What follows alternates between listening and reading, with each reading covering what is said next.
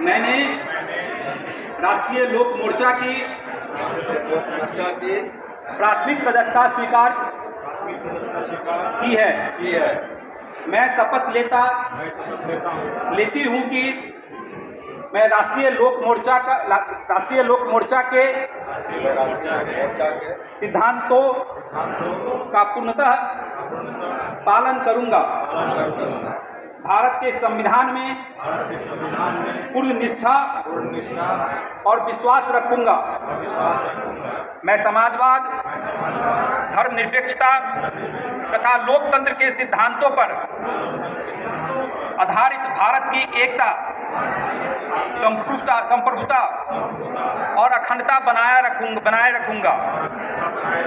साथ ही इस आधार पर राष्ट्र के निर्माण में भागीदार बनूंगा।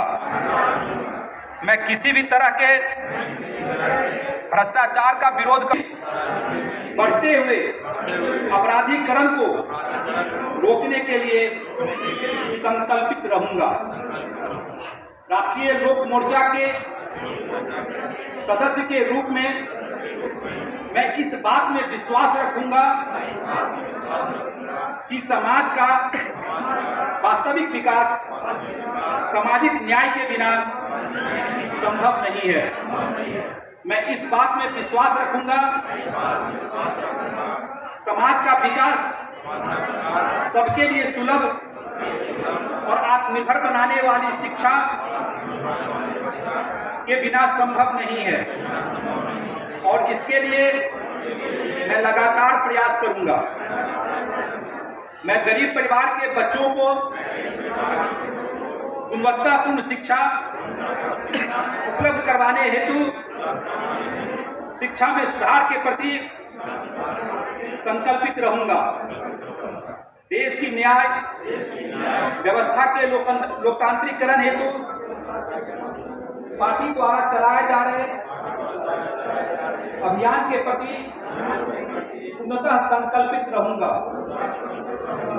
मैं पार्टी के मुख्य नारा जय जवान, जय किसान, जय नौजवान को हर क्षण मूल मंत्र के रूप में याद रखूंगा।